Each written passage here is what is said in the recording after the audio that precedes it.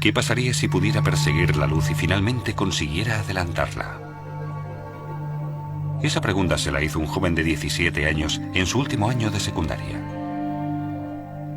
Años después, desarrollaría ese pensamiento y no solo revolucionaría nuestro concepto del espacio y el tiempo, sino que cambiaría de forma decisiva el de todo nuestro universo. Albert Einstein. E igual a mc al cuadrado.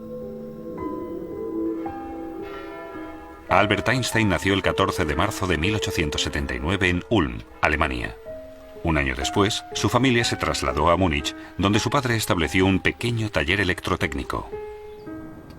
En 1894, cuando toda su familia se marchó a Italia, él se quedó solo en Múnich para terminar el bachillerato en el Instituto Luitpold.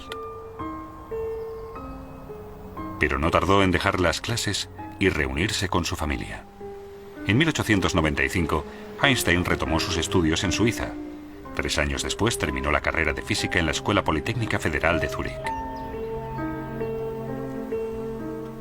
Tras una larga temporada sin encontrar trabajo, a principios del año 1902, consigue finalmente un puesto de técnico asistente en la Oficina Federal de Patentes de Berna. Ese trabajo le permite, de forma paralela, analizar numerosas cuestiones teóricas sobre física. No pasó mucho tiempo hasta que se reconociera el talento de Einstein. Su primera incursión la hizo en 1905, cuando publicó en los Anales de la Física su artículo sobre la electrodinámica de los cuerpos en movimiento, en el que explicaba el efecto fotoeléctrico.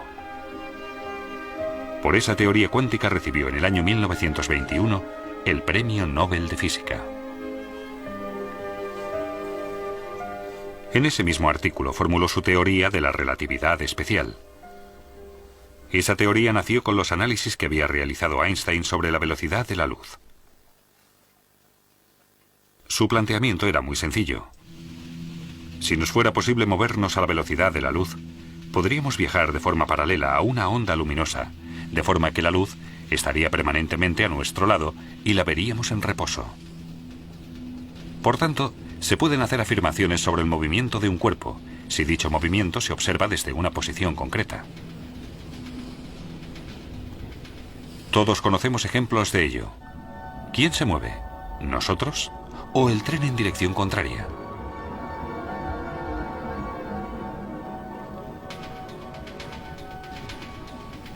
Algo parecido pasa cuando un coche circula, de forma paralela, a la misma velocidad que un tren.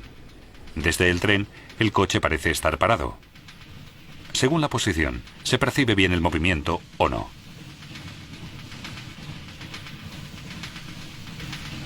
Cuando un pasajero avanza hacia el principio de un tren, desde los ojos de un observador de fuera se suman las velocidades del tren y del pasajero. Si 2 personas van a la misma velocidad y una sube a una cinta transportadora, se suman las velocidades de la persona y la cinta transportadora. Esto se denomina teorema de adición, por la superposición de las velocidades.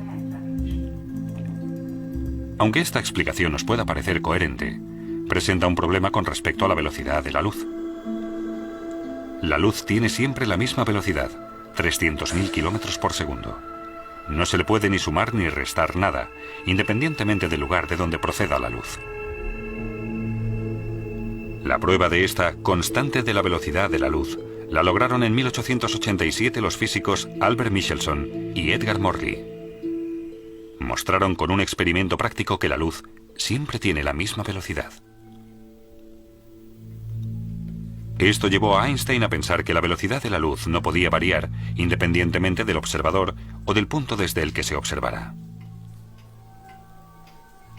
La constante de la velocidad de la luz no solo cambió nuestra concepción de la velocidad en sí, sino también la del espacio y el tiempo. Se derrumba la idea de que solo existe un tiempo único y absoluto para todos los sucesos, pues el tiempo depende del observador y de la velocidad a la que éste se mueve.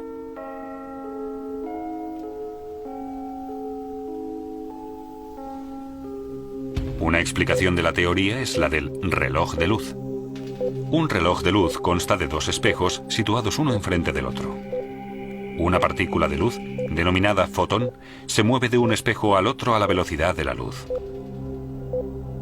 Cuando el fotón choca con el espejo, recibe un impulso, gracias al que podemos medir el tiempo.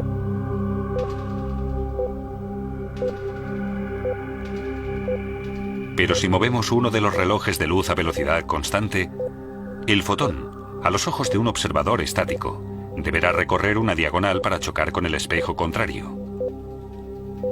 Como el recorrido es más largo, el fotón ya no puede alcanzar la velocidad de la luz y choca más tarde con el espejo. Lo que significa que ambos relojes marcan tiempos distintos. El reloj de luz en movimiento va, para un observador estático, más despacio. Un experimento demostró este fenómeno en los años 70. Dos relojes atómicos se pusieron exactamente a la misma hora. Uno de ellos se metió en un vuelo regular, mientras que el otro se quedó en tierra. Al final se compararon los dos, y el reloj que fue en el avión se atrasó. Este fenómeno, por el que los relojes en movimiento van más despacio, se ha denominado dilatación del tiempo. Otro experimento de ello es la paradoja de los gemelos. Un astronauta vuela en su nave 10 años en el espacio. Su hermano gemelo se queda en la Tierra. Los dos tienen 30 años. El astronauta vuela 10 años a 260.000 kilómetros por segundo. Después regresa a la Tierra, para lo que tiene que invertir otros 10 años. Cuando regresa tiene 50 años de edad. Sin embargo, al llegar comprueba que su hermano ha envejecido un total de 40 años y en la fecha de su regreso ha cumplido ya 70 años. Pero los viajes a la velocidad de la luz no son una fuente de juventud. Cuando el astronauta regresa a la Tierra, comprueba que ha envejecido a la mitad de velocidad, pero durante su viaje también ha vivido la mitad. Ha comido, bebido, pensado y dormido la mitad. En 1959 se demostró, mediante un experimento sobre la aceleración de las partículas realizado con muones en el Centro Europeo de Investigación Nuclear en Suiza, que esos sucesos no solo se dan en un ámbito científico, sino en la vida real. Los muones son partículas de la familia de los electrones. La particularidad que tienen es su corta vida. Solo 10 microsegundos después de formarse se vuelven a dividir. El experimento demostró que si los muones se aceleraban hasta casi la velocidad de la luz, viven 3 veces más. Con la aceleración, su reloj interno se ralentiza realmente con respecto a los muones estáticos.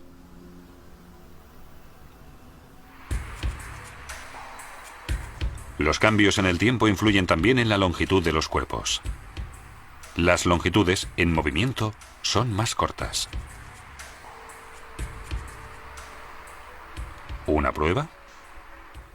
Calculamos la longitud de este tren, que circula a una velocidad regular, multiplicando su velocidad por el tiempo que invierte. Pero a causa del movimiento del tren, el tiempo pasa más despacio. El objeto nos parece más corto cuando está en movimiento que cuando está en reposo.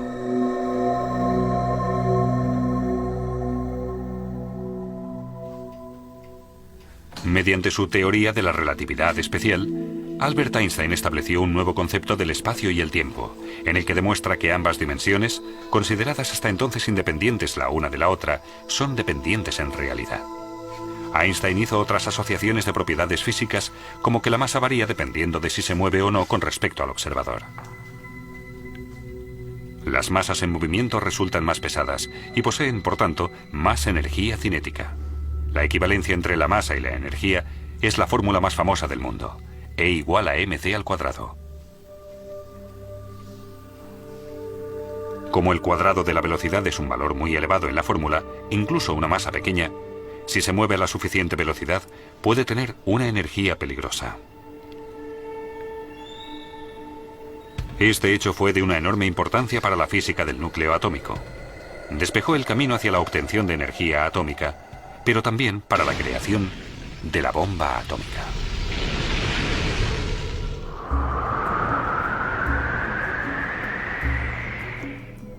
De la teoría de la relatividad especial, también se deriva el hecho de que no se puede superar la velocidad de la luz. El aumento en la velocidad aumentaría también la energía cinética del cuerpo y con ella la masa. Y lo mucho que cuesta aumentar la velocidad de un cuerpo pesado, lo sabemos todos por experiencia. Para acelerar el cuerpo a la velocidad de la luz, haría falta una energía infinita. Pero en 1905, todos estos datos solo eran de naturaleza teórica. Muchas pruebas que demostraron la teoría de la relatividad especial no llegaron hasta muchos años después. En 1909, Einstein obtuvo un puesto de profesor en Zúrich. Se dedicó entonces al único ámbito de la física que había quedado aparcado en su teoría de la relatividad espacial, la gravedad.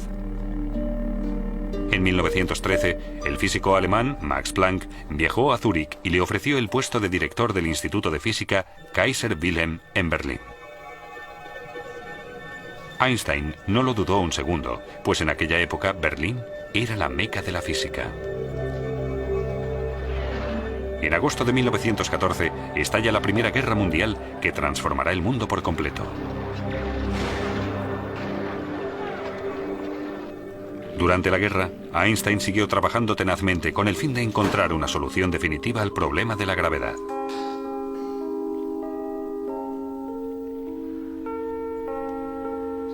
Sus años en Berlín fueron el punto culminante de su carrera científica, pues fue allí donde completó su teoría general de la relatividad. El punto más importante de la teoría fue la afirmación de que la gravedad no solo afectaba a las órbitas de los planetas, sino también a la luz. Según esto, el haz luminoso de un planeta se desviaba tanto al pasar cerca del Sol que su posición se percibía desplazada. Pero el fenómeno solo se podía demostrar en un eclipse total de Sol.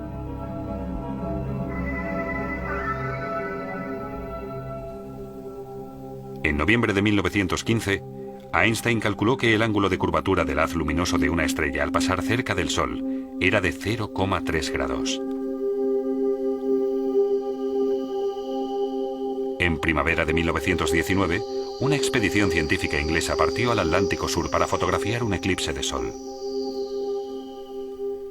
Y efectivamente, la expedición confirmó los cálculos de Einstein.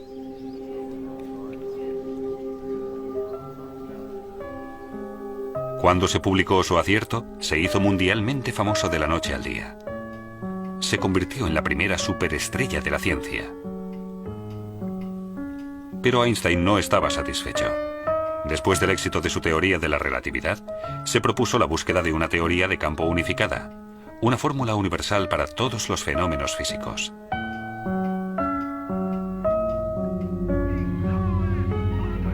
Albert Einstein era judío. Cuando Hitler subió al poder, emigró a Estados Unidos. En el campus de la Universidad de Princeton, continuó sus investigaciones en busca de la teoría de campo unificada. Pero esta vez, su propósito fracasó. Albert Einstein murió el 18 de abril de 1955 en el Hospital Judío de Brooklyn, Nueva York. Ese día, el mundo perdió al físico más importante del siglo XX. El hombre, que con su teoría de la relatividad parecía haber vencido al tiempo, tuvo que doblegarse como un humano más ante el fin de sus días.